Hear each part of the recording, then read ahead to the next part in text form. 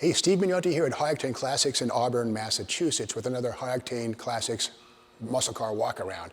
Now this is a 1969 Chevy Chevelle SS 396. We can see right here the loud and proud logos on the side made out of metal, not stickers like later years would be. It's a nice car. It's got the right hood. Of course, the Super Sport hood comes along right here. And 1969 was the peak year for SS 396 production with a total of 87,030 units built, all of them SS 396s. In fact, that's a greater number than 1968, 67, or 66, or even 65 when only a handful of SS 396s were built. And in fact, 1970 was even down from 87,000. So this is the peak year for popularity of the SS 396. The crazy thing about these is that every single one of them had a faux power dome hood. These things don't do anything. They vent air into the inside of the car, but they don't bring air into the engine. So they're basically simulated air ducts, if you will. 1970 would bring the ZL2 cowl induction hood, whole different thing altogether, much more functional. But again, a great design right here. And on these, the big block number right there. There was no 454s until 1970, so this is as good as it got in 1969. A few different engines were possible. Let's take a peek and see which level of power this 396 has. The 396 was available in three potencies in 1969. The big dog was the L78, open element, solid lifter, big valve, big head, 375 horsepower. And in the middle was a 350 horsepower job.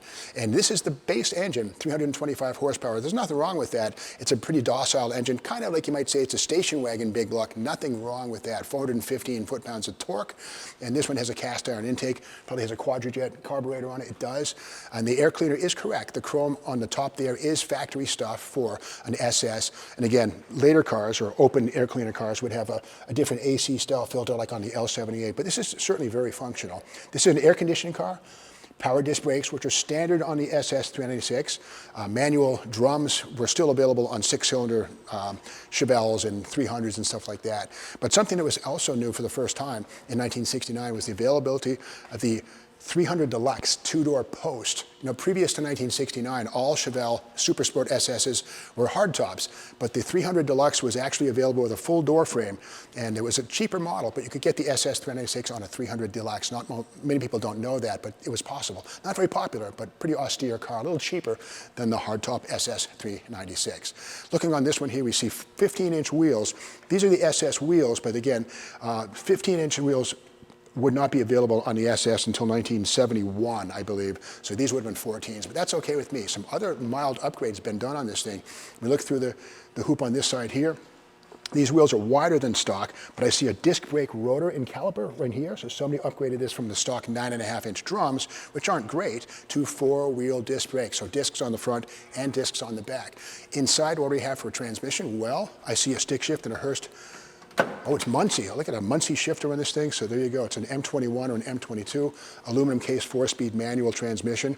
You could get the Turbo 400 in an SS 396, but it's not going for kill if you don't have the 4-speed like this one has. This is the best way to enjoy the car to its fullest. So passengers would never forget they're riding in an SS 396. The doors and the glove compartment all have SS 396 logos on them, as well as the tail of this right here in the middle, SS 396, the same font, same metal emblems seen on the side of the car.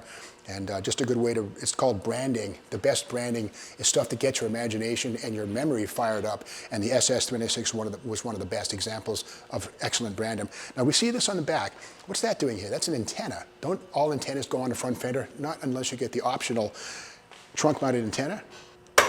And here we have here, yeah, this is the optional power deck lid antenna, or trunk antenna, rear quarter panel. And we see right here the electric motor. And it's just kind of a touch of Cadillac class, if you will. Most standard Chevelles and Malibus had a normal mast on the front fender, a fixed mast. This is power operated, up and down it goes, the AM/FM stereo. And 1970 would be the first year for the controversial embedded antenna in the windshield, a wire antenna in the windshield of the Chevelle. If you look at it, it's a tiny little filament of wire. Not so great for reception. This is probably a lot better, but again, this is pretty exotic stuff, pretty rare. Maybe 5,000 or 6,000 of these built with this option in 1969. And keep in mind that the 69 was the peak year for SS 396. 87,030 of these were built, all of them with 12-volt rear axles, none with rear wheel disc brakes, but again, this has a lot of nice day two upgrades, 15-inch wheels, better tires, and again, the four-wheel disc brakes all the way around.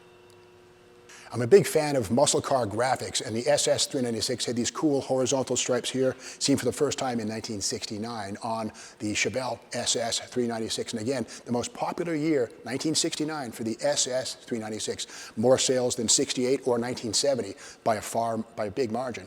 To learn more about this car, check out the photo gallery on the High Octane Classics website.